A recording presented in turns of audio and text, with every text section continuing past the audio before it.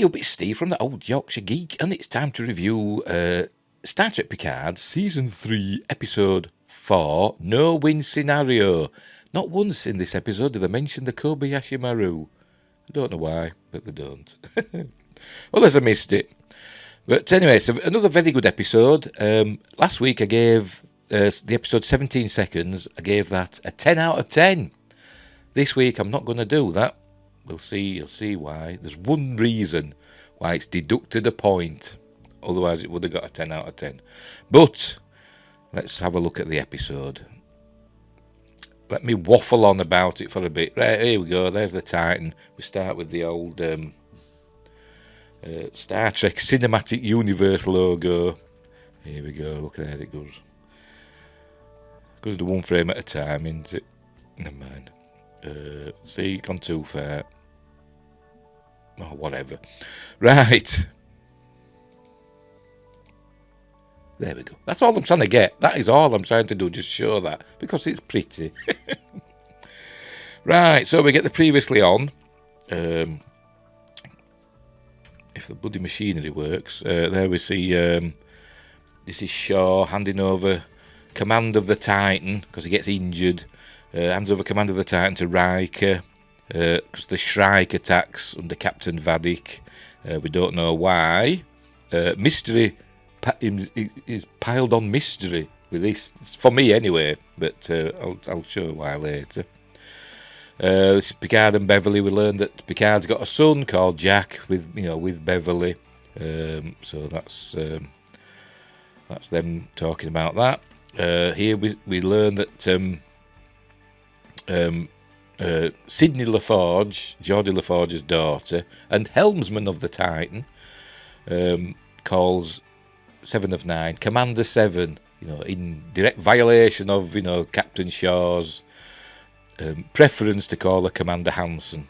But obviously 7 of 9 prefers Commander 7, so that was a nice touching moment, but it's important later. And then we learn about the Shrike's portal weapon. There you go. The Titan keeps trying to escape this nebula, but the Shrike just fires a portal in front of them, and they just re-emerge back where they were immediately prior. So they can't escape. So they go back into the nebula. Picard's telling Riker to fight. They've got to stand and fight the Shrike. So they try and fight it, and there we go. The fire. Riker says, "Fire everything we've got." Everything we've got is 4 photon torpedoes, it seems.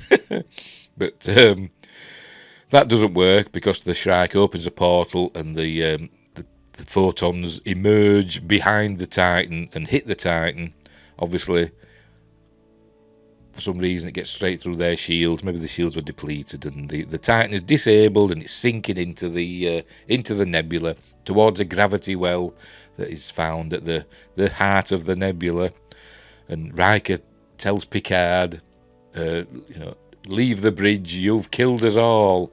And everyone's thinking, that's not very Riker-ish, you wouldn't say that, would you? I mean, it was Riker's decision, ultimately. It was Picard's recommendation that they fight. But Riker says something else later on in this episode that I think, what's he talking about?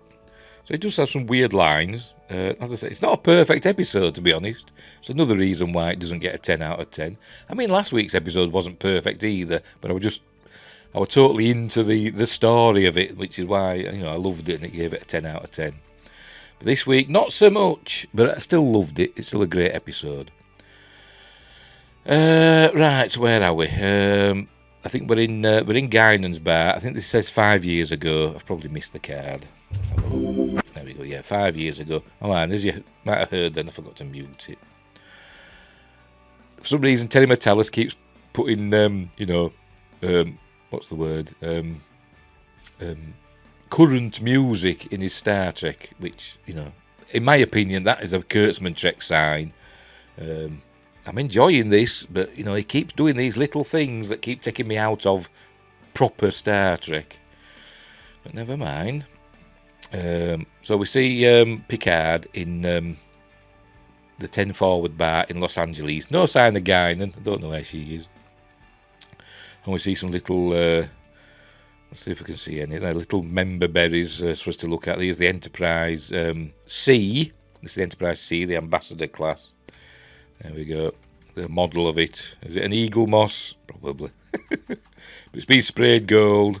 Probably to look like the model ships that we saw on the Enterprise E. Yeah, the Enterprise E that Adam wanted. Yeah. That Picard broke in Star Trek First Contact. Probably to mirror that. So we see that, and then we see a picture of Picard. Oh, I've gone past it because I'm an idiot. You saw it briefly a minute ago. There we go. That's a photograph of Picard looking serious at something. Wonder who took that photo. I don't know.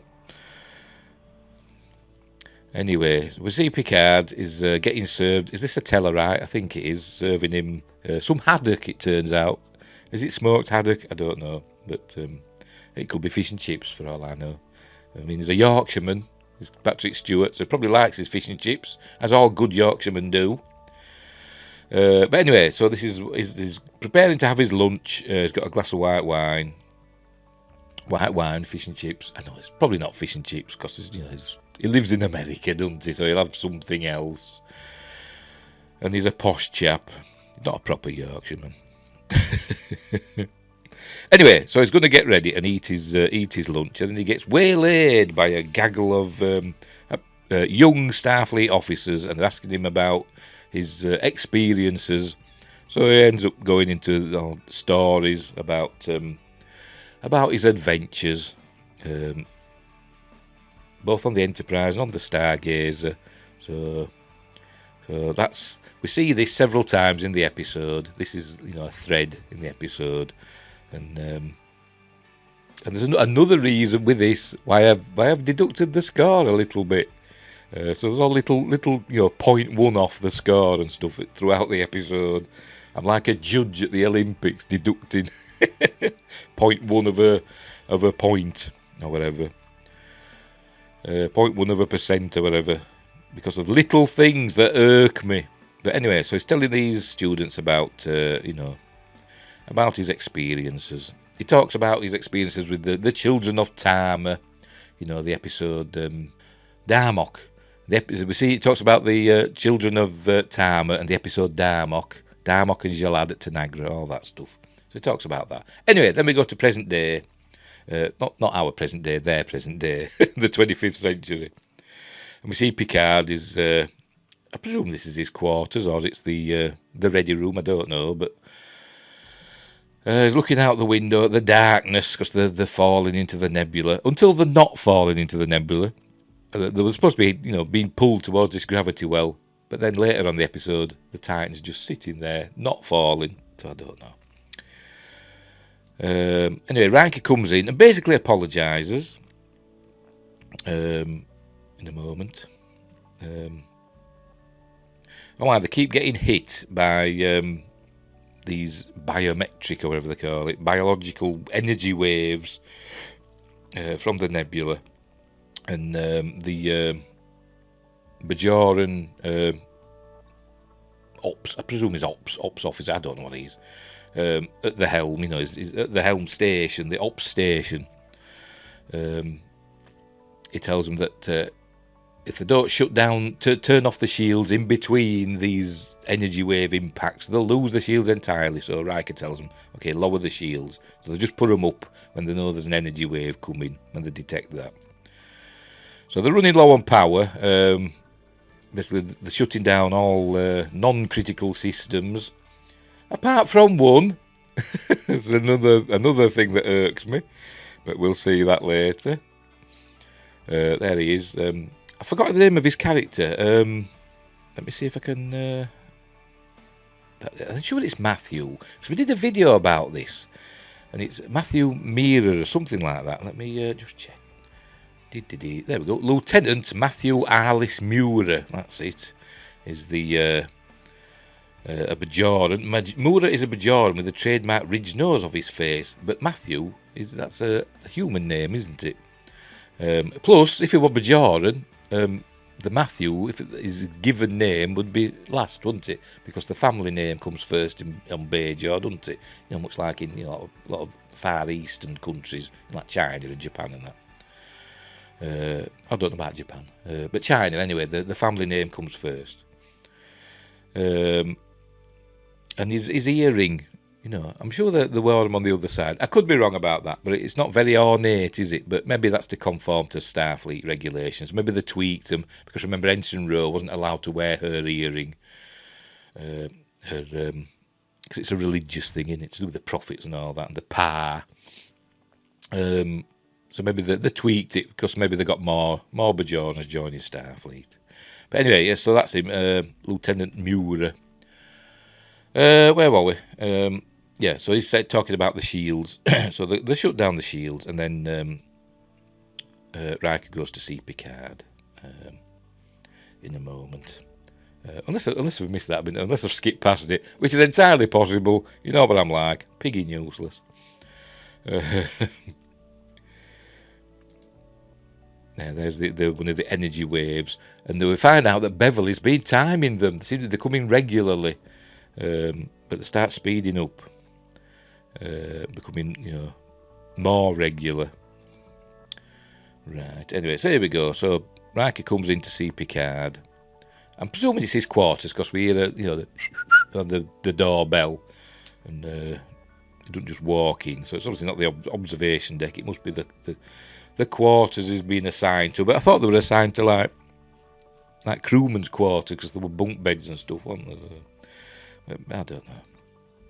Anyway, so basically he apologises to Picard.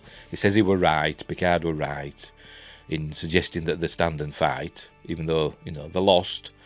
But he kind of apologises. He doesn't actually say sorry, but, kind of an apology. And he talks about his son, and now when his son died, he basically lost part of himself. And Deanna, who can feel everything, so remember she's an empath, because she's half betazoid. She can feel everything, and she couldn't stand the fact that she was feeling nothing from him, because he shut. Basically, Riker's saying he shut the universe out because of the death of his son, and he's got to find a way to let the universe back in, and he does by the end of this episode. So then he tells Picard, it's where we see the thing from the trailer. This is the end, my friend. I thought that were going to turn out to be a changeling, but it's not. It's Riker. He thinks they're going to die. There's nothing they can do. It's the no-win scenario. It's the Kobayashi Maru, but they don't say that. They're sinking towards the gravity well. Until they're not. Because they seem to stop mentioning that for some reason. And he tells Picard to the few hours that they've got left to go and spend some time with his son, Jack Crusher. So that's what he does. So then what happens next?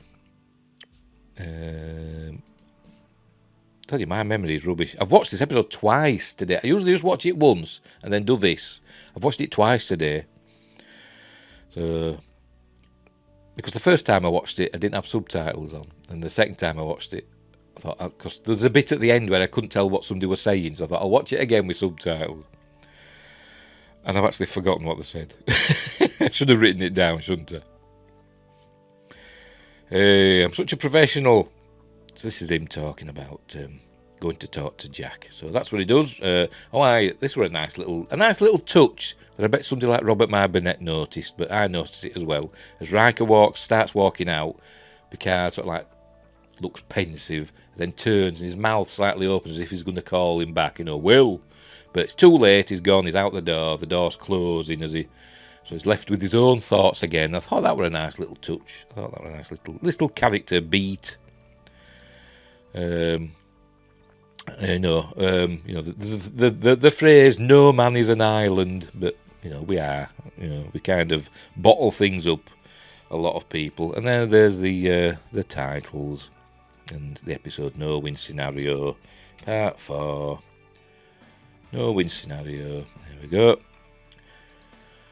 But not once did they mention Kobayashi Maru. Right, 7. She's looking for this changeling. They find out there's a changeling on board because it attacked Jack.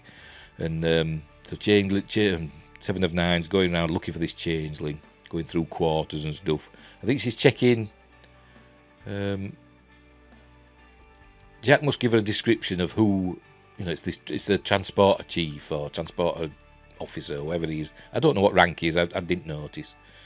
But I think she's going to check his quarters. I think that's what she does, and she finds the body of the transporter chief. In a cupboard. Here we go. She's checking it, and then he comes out. Gone too far because I'm an idiot. Come on, go back a bit. There it is. And apparently he's been dead a while, since even before they picked up Jack and Beverly. So he's been there a while.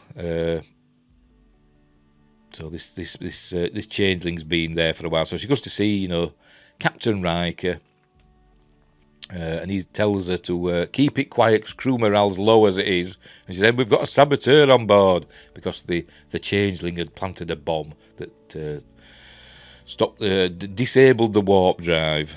So they're rushing to fix that. But Riker says, "Continue your investigation. Try and find the changeling, but keep it on the QT." So she says, "Okay." And he says, "I could reinstate you, but it could be to our advantage that you're not reinstated."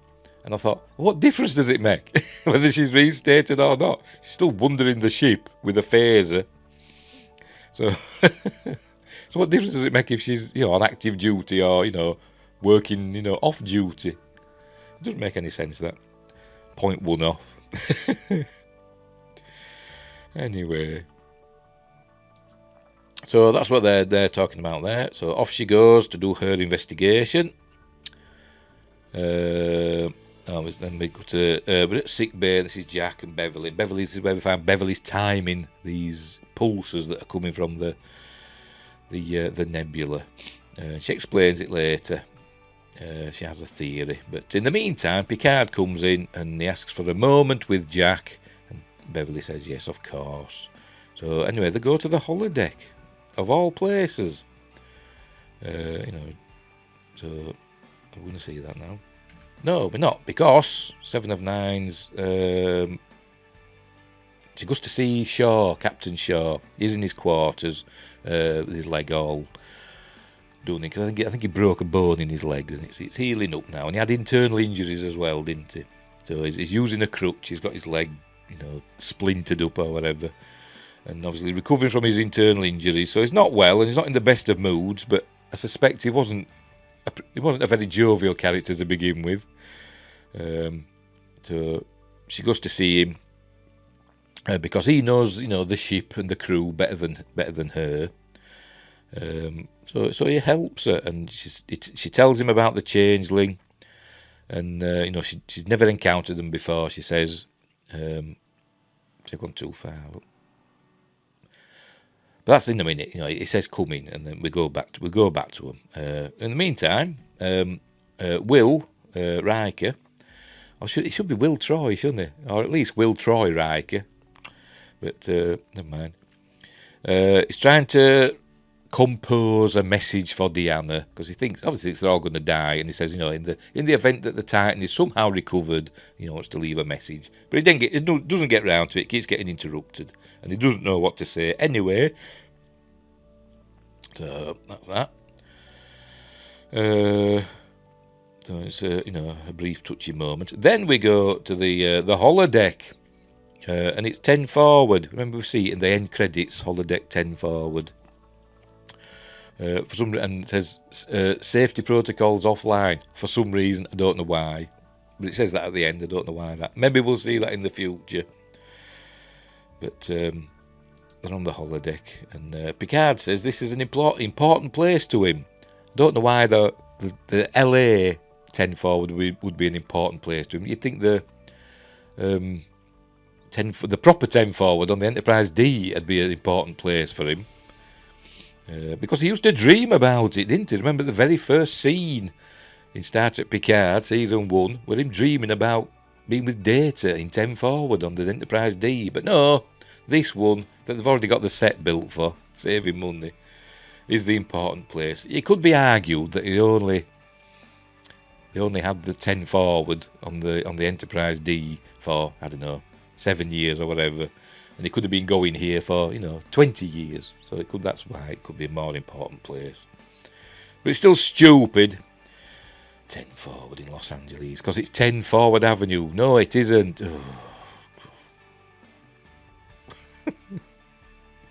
Getting angry. That'd be another 0.1 off. It might end up being a bloody 5 out of 10 at this rate.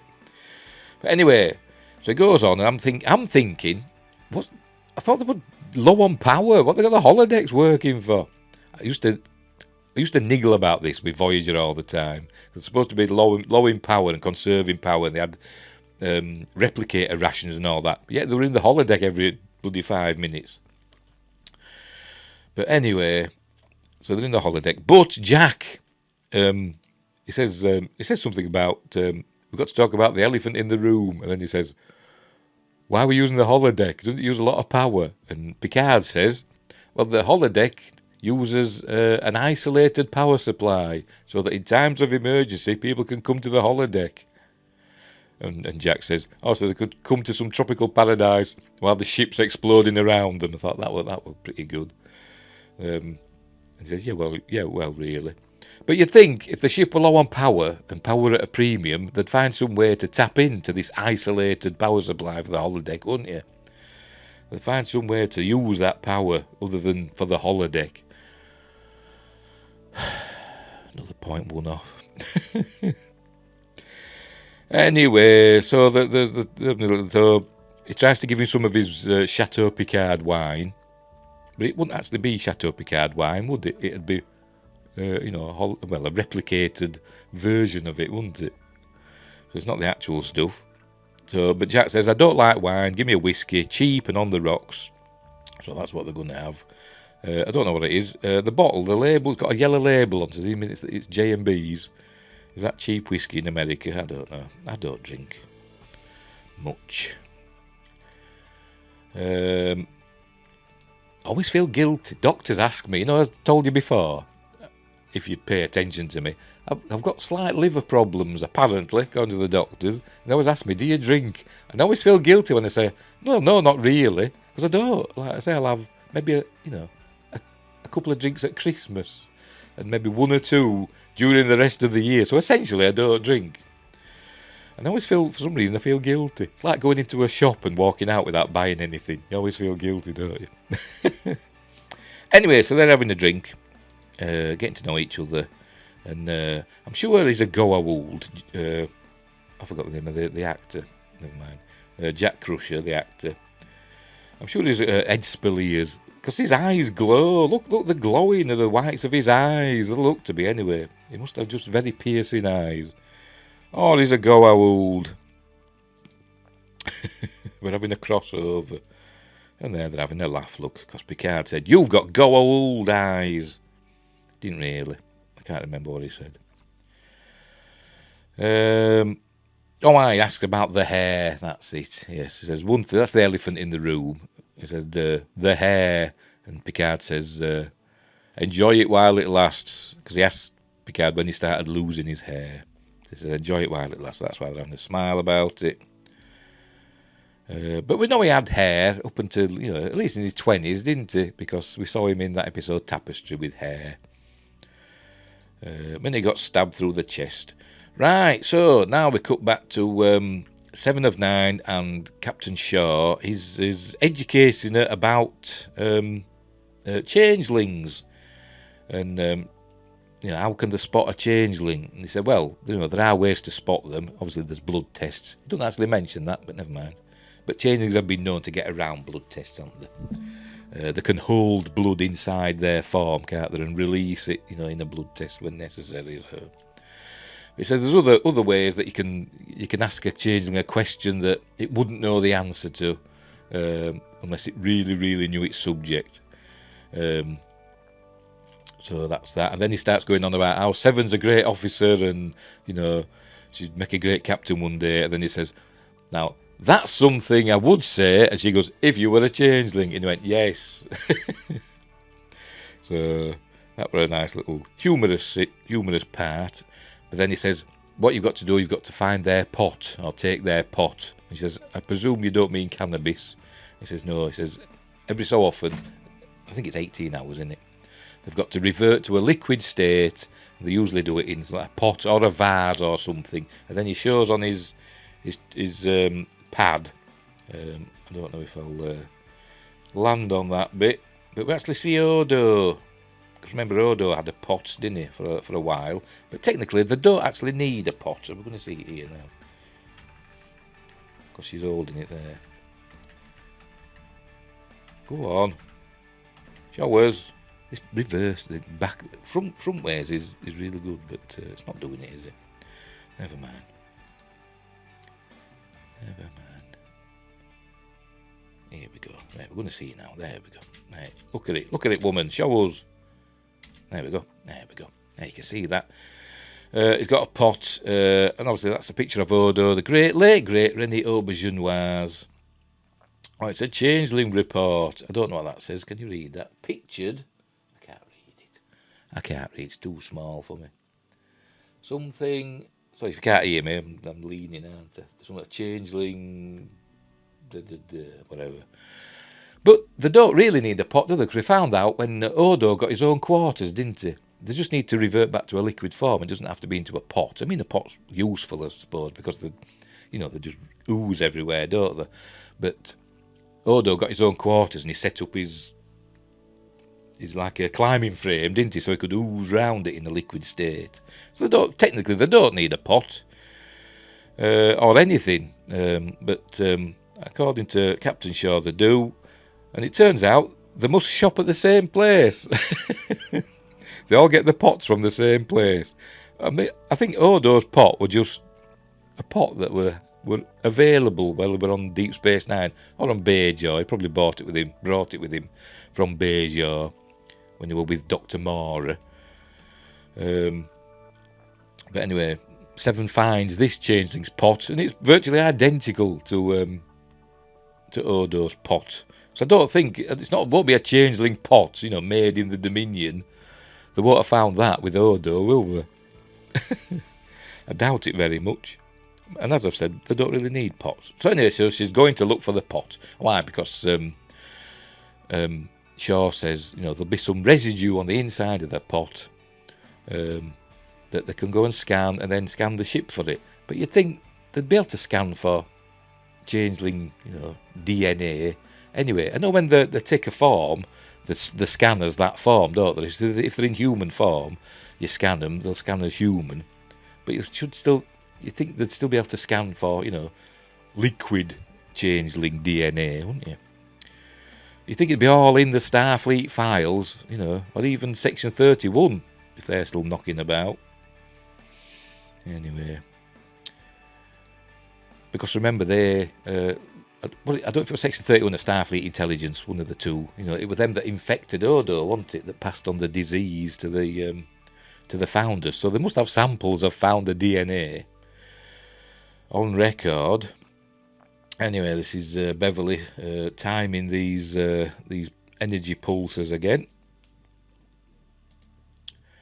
This is Seven looking for the pot, and she finds it. It's behind it's in the light fitting, as we'll see. There she sees that light fitting there, and then it's there. Look, couldn't have hidden it in the worst place, really, could it? I mean, he could have put a bloody plant in it or something, couldn't he? For when he's not being, a changeling, you think, I'll disguise it as a plant pot, stick a rubber plant in it or something, or a spider plant. And then when he needs to revert, take the bloody plant out, don't you? But anyway, there it is. And she just takes this cover off. There it is. It's virtually identical to Odo's pot.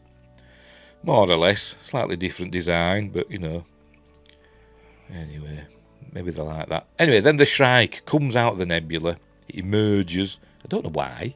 I don't really know why, but maybe, why not? Because they've lost the Titan, because they can't track the Titan anymore. Because in the last episode they could track it because of emissions coming from the warp coils or something, some vertium or something. I can't remember. And they sorted that out so that the Shrike couldn't track them anymore. So the Shrike emerges from the nebula. And then here we see something now that's interesting. Vadik, she gets out of her captain's chair. She goes over to this little area she's got here. And then she cuts her hand off. Or she seems to. There we go. Hang on. There you go. She cuts into her hand, and then her hand changes into, it's obviously, a changeling. So she's basically carrying a changeling around with her. I don't think she's a changeling, but I think she's carrying one around. So does that mean she hasn't got a hand? She's a hand missing, and it's acting as her hand. It looks like it to me, anyway. I don't know, but she cuts her hand, and this face forms out of this changeling. It looks like bacon, doesn't it? You get cheap bacon and it's all mashed up into a big lump. It looks like that, doesn't it? Anyway, she's telling them that they've lost the Titan, and this face orders her to go back in and get it. They need Jack Crusher for whatever reason, I don't know. Orders her to go back in. And she says they can't because, they're in a gravitational well, and their primary weapon, or she says the cargo, or whatever she says, uses, gravimetric forces or whatever. And he says, go back in, you are expendable, your ship's expendable, your crew's expendable, etc. That is an order. So she's taking orders from this changeling that's in her hand. So they've got to eject the portal device. So they haven't got that anymore, thank God. So that's that over with. By the way, speaking of portal device, remember they stole it from the Daystrom station. There's no Worf or Raffi in this episode. So I wonder what they're up to. So she orders that they're going to go back into the nebula, detach the portal pod or whatever. So we see that detach. And they head back in. As we'll see in a moment. Here it comes round. I presume there's actually two. We see this here. Oh, you can't see it for me. Hang on, let me move my head. No, I'll just move this over. Right, here we go. See that there? Hang on. See that there? I think that's... because that seems to fly away from the... you see there, off it goes, look. But then we see that as well. Daystrom Institute. So what... That's obviously the portal tech that they eject there. But what's that there? I don't know. Daystrom Institute of Advanced Science. Is it science? No, robotics, sorry. So there you go. So that's the portal thing that they've detached. But there's also that thing as well. I don't know what that was that came out. Is that important, or is it just am I reading too much into it? Probably, knowing me. So they head back in. The Shrike heads back into the nebula to seek out the Titan. Right. Meanwhile, 5 years ago, back at 10 Forward LA, Picard's still regaling these young Starfleet officers with his adventures. And then I think it tells them about Jack Crusher and his no-win scenario that we're in with Jack Crusher when you were a young officer on the Stargazer. It's about to tell him that. But then we cut to him in the 10 Forward on the Titan. And it's telling Jack about it, as we will see. There we go, present day. Oh, some other officers come in. Yes, they're talking away. Some other officers come in and say, I'm sorry, is this private? And Picard says, no, come in, sit anywhere. I don't know who's going to serve him a drink or what, I don't know, but you'd think they'd rustle up a holographic waiter, wouldn't you? Or a holographic guinan even. Anyway, so they're all coming in, these young officers, and there's a Vulcan with a weird haircut. But never mind. Right, so I think this is where Picard's going to tell Jack about his his experience with Jack Crusher. I think that's this bit. Maybe not. I know, but Jack were telling him that he were a loner with Jack. He were used to being alone. He says, yes, my mother were there, but he preferred being alone and having nobody to answer to but himself. I mean, he's only supposed to be like 24. But anyway. I mean, Beverly, she said she didn't want him in danger, because if people knew Picard's son, he'd be in danger. So what she do? She takes him. They become gun runners essentially, in like Doctors Without Borders or whatever, Médecins Sans Frontières. That's dangerous in itself, isn't it? But never mind. She's timing these energy pulses again, and we find that they're reducing in time. Anyway, this is 7 with this the changeling's pot, and these officers walk past, and this fella turns out is the changeling. He obviously saw her with the pot, so then he shoots her, as we'll see. I don't know why he shoots her, but he does. And he just shoots her in the back. She's dead. Boom. Turns round, shoots at 7, shoots the pot. Why did you shoot 7? And 7 fires back and shoots him. Thankfully not vaporising him, but she injures him, and then he turns into bacon, as we'll see. There we go. Turns into a big lump of bacon, disappears into the vent, and I'm thinking, well, shoot him again then. But she just stands there and watches him go into the vents. There you go. In he goes. I don't know why she didn't shoot him again. So that'll be another 0.1 off. I'm not keeping score with these 0.1s I'm deducting. But never mind. So she calls sick bay. She says, send somebody down. I've got a dead officer here.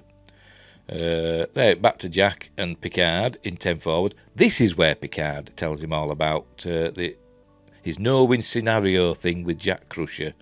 He was named after. By the way, Jack is curious as to why his mother named him after, her ex-husband rather than Jean-Luc Picard himself. But Jean-Luc says, him and Jack Crusher were best friends at the academy, and he said, I would have named you Jack as well. So there you go. Not Robert or Renee, his beloved family that he cried about, when they died in Star Trek Generations. No, he seems to have forgotten all about them, but never mind. 0.1 off. Anyway, so he's telling Jack about they went to Argelius. I think Argelius is the planet. Is that where Scotty got into a wee bit of trouble? He got accused of murder, and it turned out it was Jack the Ripper, wasn't it? Was that Argelius? I think it was. It was an alien. I can't remember the Red Jack or something, wasn't it? It was called in the original series. I think it was that, and Scotty was accused of a murder, but it was this alien that had been Jack the Ripper on Earth. But of course, we all know that Jack the Ripper is called Sebastian, and he was taken by the Vorlons in Babylon 5 and became an Inquisitor. That's the truth. Anyway, so he's telling them about this shuttle. They went to Argelius, and they hooked up with some lovely ladies, and they got called back to the Stargazer, the original Stargazer, the Constellation class Stargazer. They got called back early, so Picard rustled up a plan to borrow a shuttlecraft to go back down, and as Jack says, to get laid. He says, "Oh, we had an invitation, yeah, to get laid." So the steal a shuttlecraft, disable comms. I mean, surely this is a court-martial offence. You'd think so, wouldn't you? I mean, they got called back to duty, but they're going what's the term? AWOL. They're going AWOL, aren't they? Absent without leave. So you think that'd be a court-martial offence, and they'd be dishonourably discharged from the Starfleet. I hate it when people say the Starfleet. Does it mean we're dismantling the Starfleet? What do you mean the? Just say Starfleet. Anyway, whatever. So they steal this shuttle from the Stargaze and head back down, but they get hit by a micrometeoroid storm, and it disables the shuttle. And to have, micrometeoroid shields, you'd think so, wouldn't you? But no. So the shuttle's disabled and they're drifting. And he says they use the power from the thruster system and life support, and they use docking thrusters to get back to Stargazer. And this is where he drops an F-bomb. It says 10 effing grueling hours that it took them to get back. And why did they have to have that in? Don't know. Disappoint me there, Terry. That was unnecessary. He could have just said 10 grueling hours, couldn't he? He didn't have to have an F in it, an F-bomb. So that's another point one off, if not point two, because that's my biggest bugbear for this episode, the F-bomb. It was unnecessary, completely. Anyway, they got back, and it doesn't say, what punishment they got, but never mind. Obviously, it didn't affect the career, did it? Well, it didn't affect Picard's career. And it didn't affect Crusher's career either, because he made commander, didn't he, I think, before he was killed. Or at least lieutenant commander. Anyway, so they're talking about that. And then we go on to something else. I think Shaw comes in next as they're talking about this. There we go. And he comes. There you go. And he's I actually thought this was a changeling. I thought, well, I thought he was in his quarters. He's not well, and he seems all right here. But he does mention that his Crusher's pain meds aren't the best. But apparently it is Shaw. It's not a changeling. So he's coming interrupts them, and then he says to Crusher. They ever told you about the first time I met your old man? And I thought, here we go. We're going to learn about Wolf 359. And we do. He says they were on the USS Constance, Wolf 359. He were in engineering. He said they were a grease monkey. I presume he was probably a young ensign, I should imagine. Because, enlisted crewmen don't usually end up being captains, do they? Even though I want to see Captain O'Brien. But I don't think we're going to, are we? But he was a young officer on the USS Constance. As I said when I first went through the end credits thing, when we see the display of the USS Constance, I said he was probably a young ensign. And I was right. Everybody else was saying it. No, he had family. He had family on the USS Constance. I was right. Me. Gloat. Anyway, so he talks about that. He was a young ensign, and he said it was like that space was on fire. They tried to get to the life deck. They mentioned that twice in this. On the USS Constance, there were a life deck to get to the life pods. Where does this come from? In Star Trek, there are escape pods. Where does this life pods nonsense come from? A life deck. I thought there were escape pods on every deck, pretty much. They might not be super. Every five yards, meters. Sorry, use metric, don't we? In Star Trek, they might not be in every 5 meters or whatever. But I think there is supposed to be escape pods on every deck of a starship, isn't there? More or less. There isn't a life deck. That's another thing that irked me. Anyway, so they got to the life deck. He said there were only one pod. All others must have gone.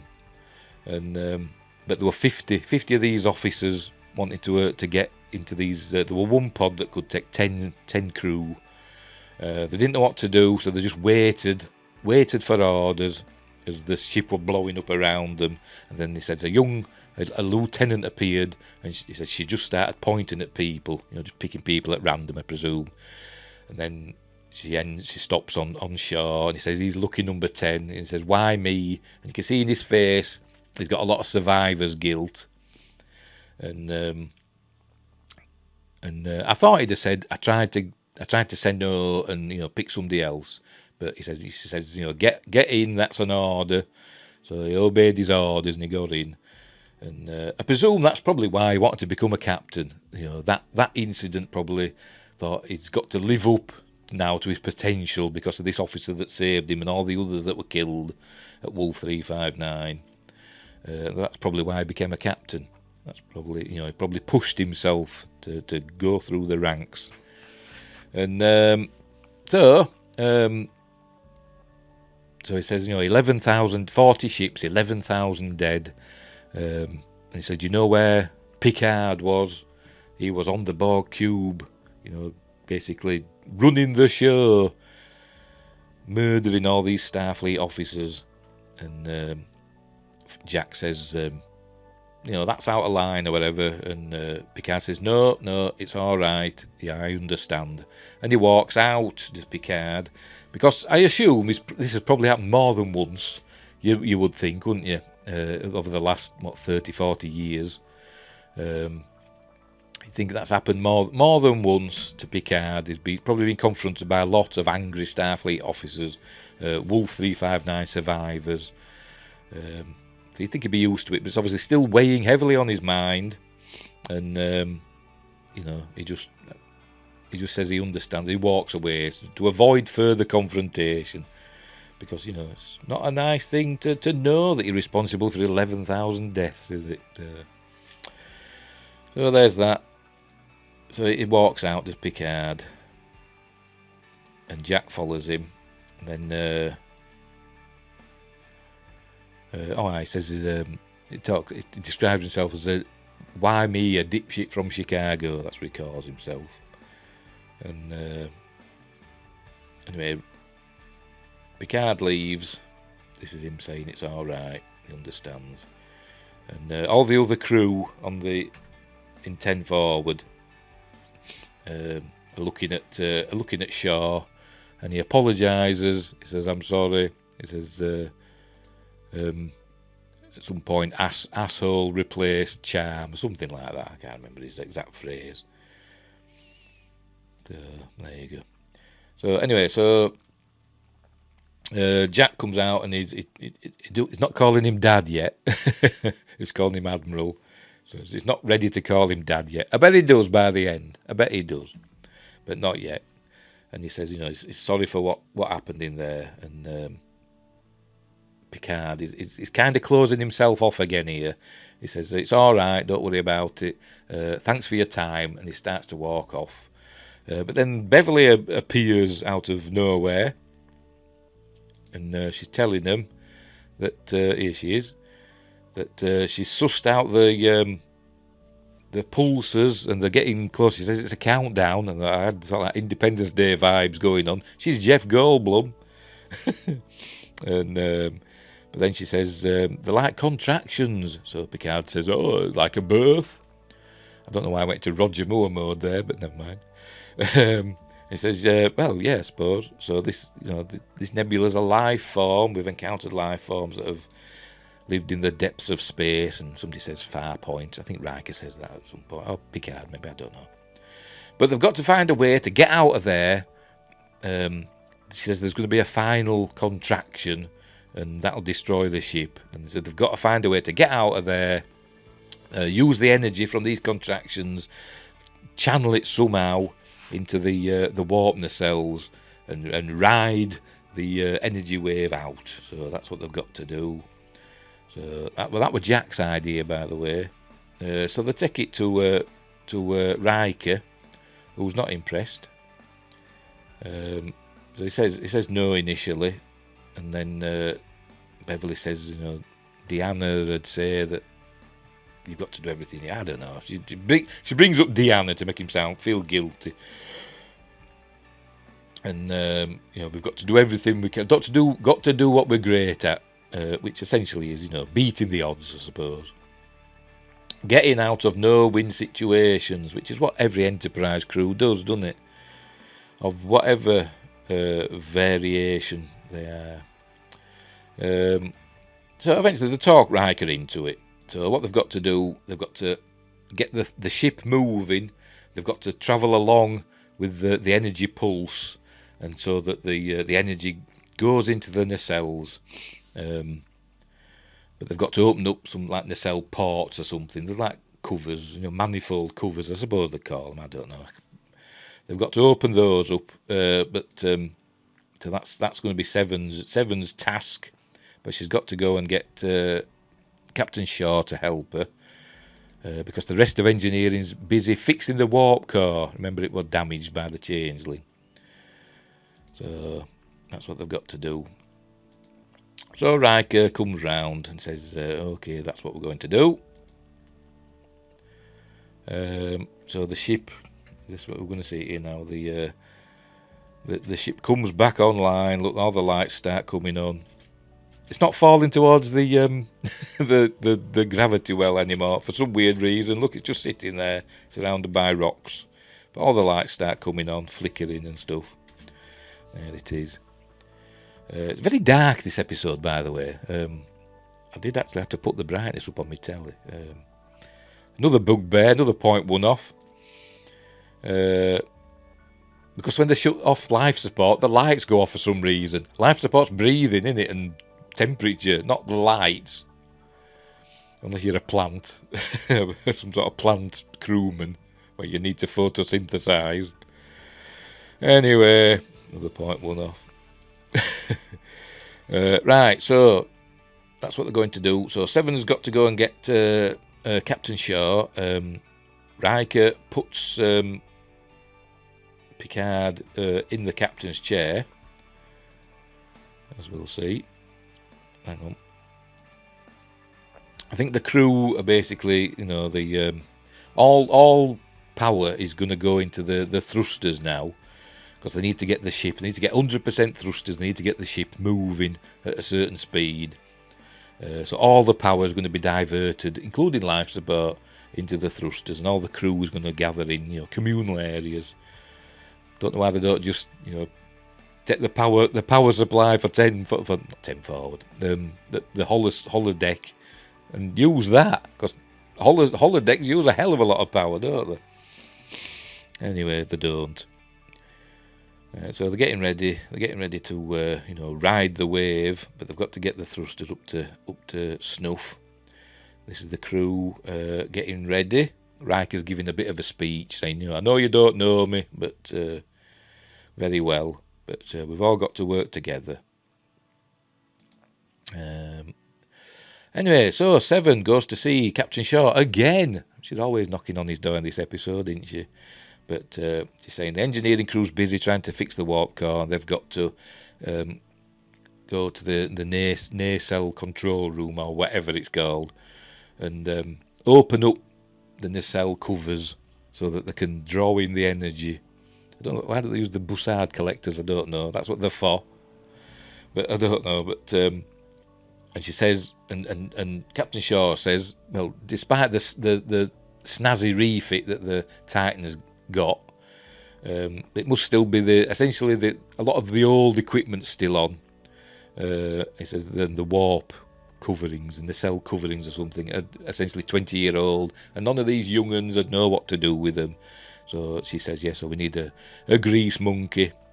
So they head up to the nacelle control room or whatever, I don't know. Well, he says, meet me there in 5, so that's what they're going to do. And then what? Yep, so that's what they're doing there, look. That's what they're doing there. Jack and Beverly on the bridge, and Picard says he wants them on I want you on the bridge with your mother. Don't know why, he just does.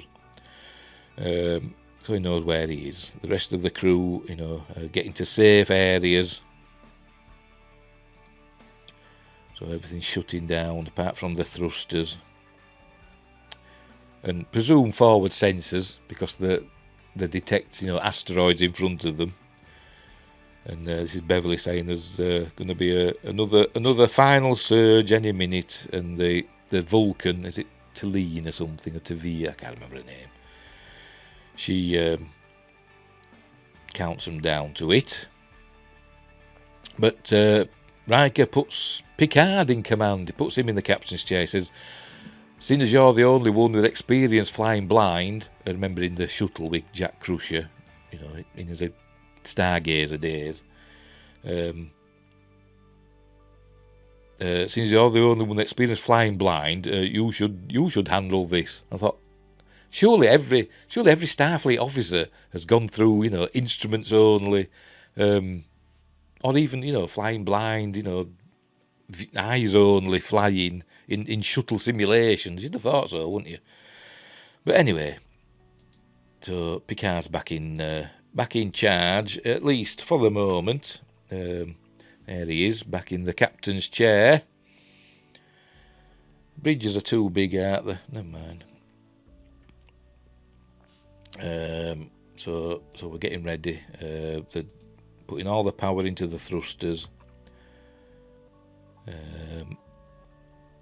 So off they go, and he tells Ensign LaForge. He says, engage. So off they go. But they've got to avoid. There's some asteroids in front of them, so they've got to avoid them, using the thrusters to steer the ship.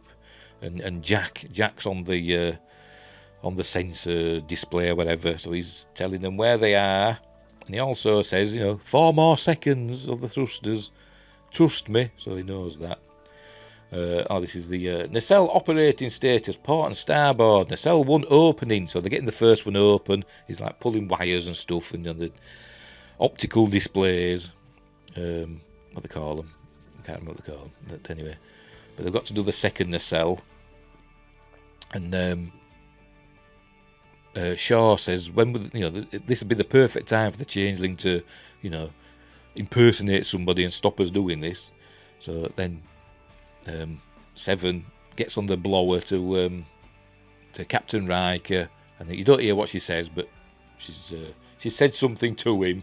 So he says, understood. So they carry on their work, and then the door opens, and in steps Ensign LaForge. And I'm thinking, that's not Ensign LaForge, that's a changeling. Ensign LaForge is busy steering the ship through this nebula and this asteroid field. So we all know that that's the changeling. But obviously, the story doesn't know. But she's acting shifty anyway.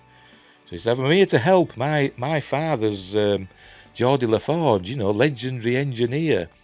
And he says, okay, kid, hand me that torch. So she starts to hand him it, and then she starts, saying, what if this doesn't work or whatever. But then a phaser appears at her head. There we go. And it's 7 of 9. And she said, get away, stand up or whatever. And she says, it's me, Commander. And remember, we'd established that she calls her Commander 7. So 7 of 9 says, Commander what? And she says, Commander Hansen. And so she shoots her. We're going to see that. Okay, well, Commander Hansen. Shoot. One shot, and she killed her for some reason.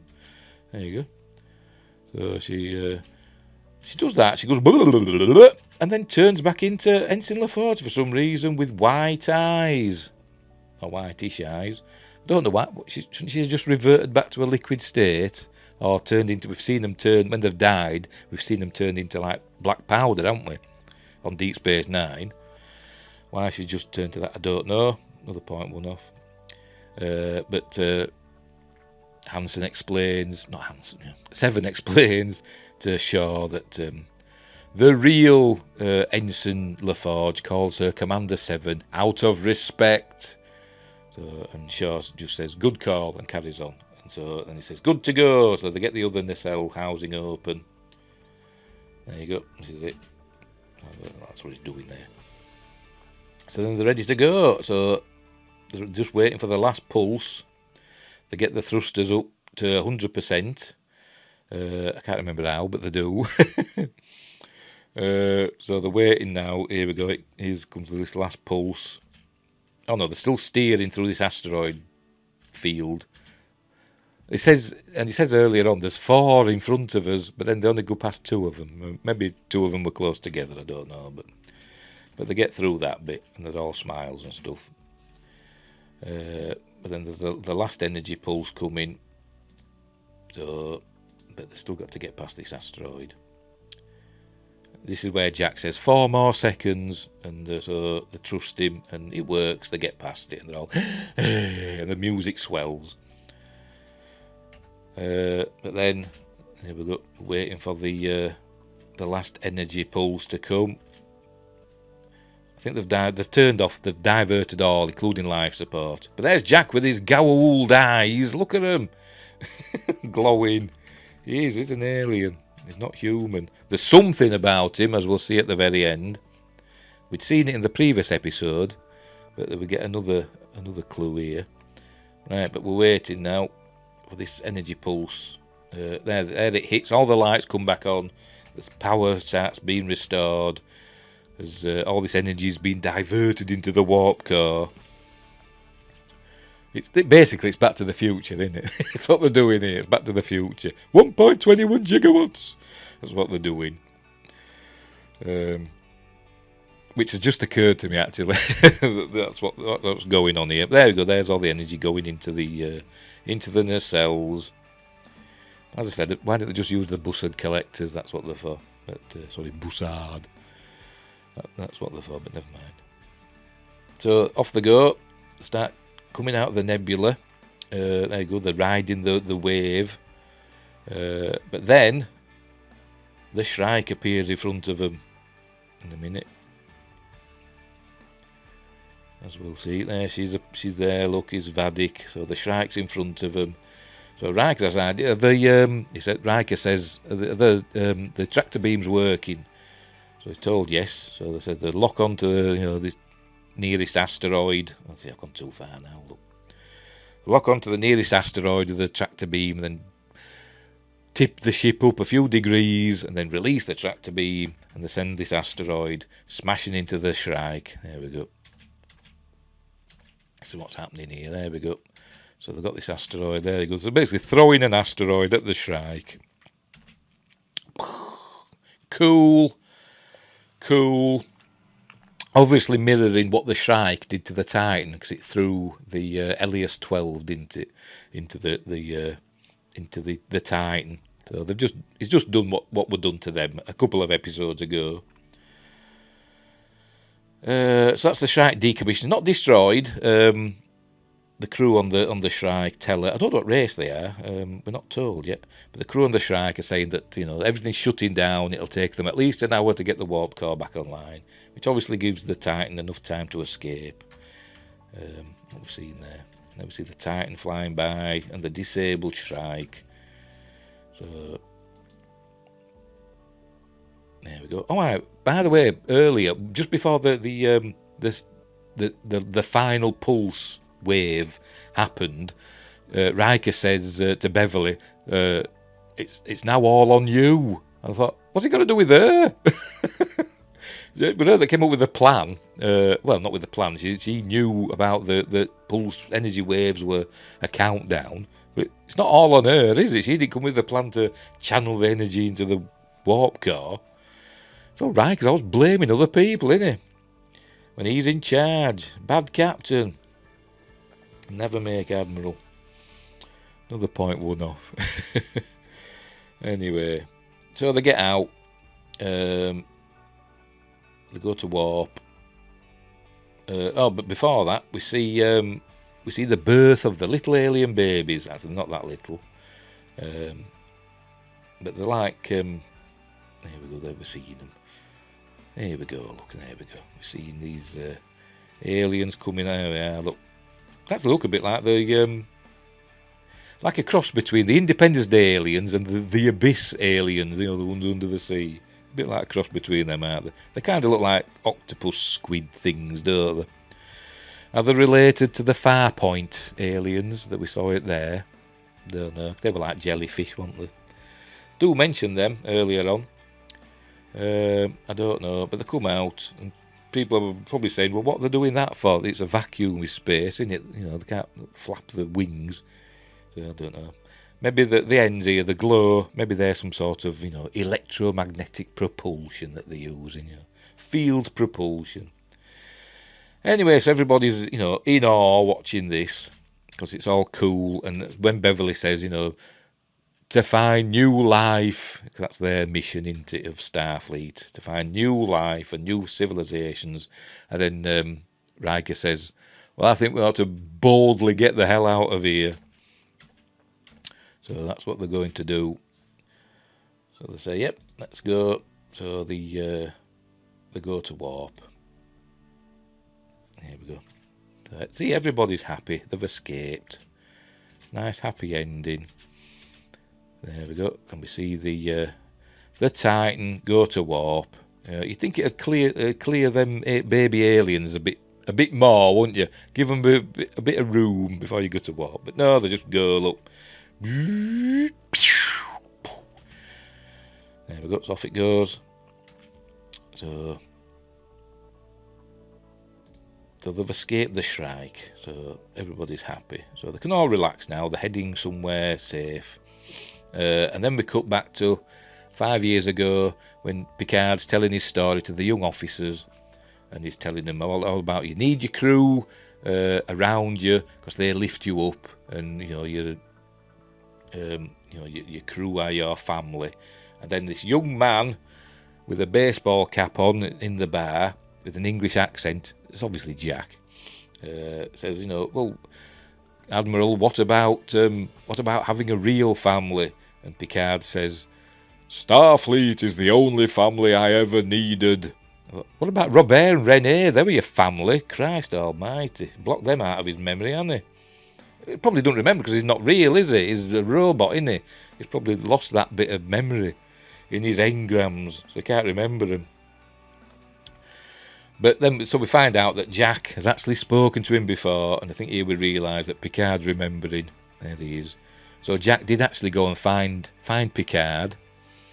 He did actually go and find him. Cause we learnt that Beverly did tell Jack all about Picard, where to find him, but Jack didn't want to go and find him. But here we find out that he actually did. He actually did go and seek him out, and wasn't happy with what he heard. Because obviously Picard says he doesn't need a real family. Starfleet with his family. So that he obviously thought, well, sod you then. I'm going back to my mother. And Picard obviously didn't realise that this was his son. He didn't realise he had a son, which is why he said Starfleet is his only family. You'd thought he'd have said Starfleet is my only family. Or he should have said Starfleet is the only family I need now, or not I've ever needed, because he did have family, didn't he? He had Robert and Renee. He loved his nephew, didn't he? But anyway, never mind. So then that's where we find that they have met briefly, and then we see him on the bridge, and I think Picard realises then, that's when he remembers, before he goes back to his haddock. Their look, there's an exchange between them, a look that remembering what happened. But anyway, so then we cut to Riker is on the comm to Deanna, and he's apologising for leaving them. He's now found himself and all that, and he's realised that the universe is beautiful, and she says, I'm just happy that everybody's safe, so he's going to go home. So there we go. He's going to go back to them. I'm presuming now that Shaw's taken command back. You'd have thought so, wouldn't you? You'd thought it'd been well enough. He was well enough to fix the bloody warp nacelles, wasn't he? So he should be well enough to command the ship. I don't know. It doesn't tell us. So they're heading back to whatever. I don't know, the nearest starbase, one will presume. There he is, talking to his terrible actress wife. I'm sorry, I'm not a fan of Marina Sirtis, I'm sorry. She's gorgeous and stuff, but I'm not a fan of her. She's a terrible actress. Then what? Then we cut to, this is Jack, he's having a wash in his quarters, and then he looks at the mirror, then we see all this branches, these red branches. Remember in the previous episode, he saw a vision of 7 of 9, all these branches behind her, and the voice saying, follow the branches. And then we see a door, so he sees all that here again. Gets these visions again in a minute. I've probably gone past it, knowing me. But yeah, but it's all that again, and then he hears a voice saying, find me, and then it says something else as well, but I've forgotten. I've forgotten what it says. But it's basically a voice saying, find me. There's both male and female voices. And I think a female one says, find me. And a male voice says something else, which I can't remember. But then just looking at itself in the mirror, Squeezes his eyes shut. Are we going to see the image again? Here we are. See, that looked like a city being destroyed, didn't it? That quick flash there. See if we can see it again. Go back again. Go on, go back. Yeah. There you go. See, like there's a... Can you see it? Oh, it's gone too far now. See, red clouds. It's red. Red gives me very JJ vibes. This looks like a city, doesn't it? That's all... There's like buildings and stuff. You know, like a nuclear explosion. See, there's smoke there. So is this a ruined city? Looks like it to me. I don't know. And then we have these clouds and stuff. Some have suggested par-wraiths, you know, from the wormhole, the baddie prophets. That's what was suggested to me. But you never know. You never know what they're going to come up with. And then there's the door. But I do think the wormhole prophets have something to do with this. I do. I think... because they have a vested interest, don't they, in what's going on with changelings, because changelings come from the Gamma Quadrant, and the wormhole is the doorway to the Gamma Quadrant, isn't it? But anyway, we see that. So obviously something's going on with Jack. Don't know what it's got to do with him. Don't know. He's giving himself a good old whack on his head. Then the voice says Jack, and then another voice says find me. And then that's the end of the episode. And he's supposed to be 24. I mean, I look younger than him. And I'm 55. Bloody hell. Oh, dear. But there it is. And that's how the episode ends. Then we go to the end credits. This one was directed by Jonathan Frakes. There we go. Is it going to come on? There we go. Directed by Jonathan Frakes. Directed the last one as well. Good job. Did a good 2 episodes, Jonathan. You've done well there. But again, it's the same end credits. So, but yeah, it was very good. A very good episode. But I'm not giving it a 10 out of 10 for the little niggly points that I've said before. But there we go. We'll leave it there. So yes, a very good episode. An episode all about finding yourself, it seems, and all that. Because Riker finds himself. Picard and Jack are reunited, sort of. They find themselves. You know, Seven finds herself again, and Shaw kind of comes to terms, I suppose, with that he's an arsehole. But, you know, he does his duty, saves the ship, or helps save the ship, along with the rest of the crew, because we see the rest of the crew doing their jobs. They don't have to be told what to do at everything when they're coming out of the nebula and avoiding, you know, when they're riding the rapids, basically, and all the energy's going into the warp nacelles. You hear that they're developing we're starting to develop a bow wave shock, or shock wave, bow shock, whatever. And we hear them talking amongst themselves, well, do this, that and the other, and you know, they're not being ordered to do it. You know, they can do their jobs. That's what they're doing, so that's a good thing. So that's plus 0.1. But anyway, so I'm giving this one a 9 out of 10. I'd have given it a 10, but there's little things in it that annoyed me. But so it's getting a 9 out of 10. But an excellent episode, and I'm sure we'll get more excellent episodes as time goes on. What are we on for? So there's still 6 episodes to go, and I've heard they get even better. So we'll leave it there. Good episode. Next week's episode is called... Can't remember.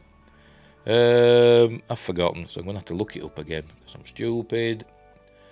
Go back into my history, because I've closed the window. I keep closing windows when I shouldn't do. Where are we? Picard Season 3. Next week's episode is called Imposter. And I did actually... Where did I see it now? Hang on, let me go back down again. I did read... here we go. Episode... Imposters, it's called. Episode 5. Caught by Starfleet and facing court-martial, paranoia grows as Picard struggles to uncover whether a prodigal crewman from his past has returned as an ally or an enemy, hell-bent on destroying them all. Ooh, That's interesting. That's the write-up for next week's episode, called Imposters. So there we go. That sounds interesting. But that's it. Facing a court-martial is Picard. Well, Riker should be as well, shouldn't he? Because they took the Titan under false pretenses, didn't they? They weren't supposed to be there. Right, so we'll leave it there. So I've gone on an hour and 17 minutes about this episode, crikey. So thanks for watching, wherever you are in the universe. Look after each other, and until next time, I'll see you there.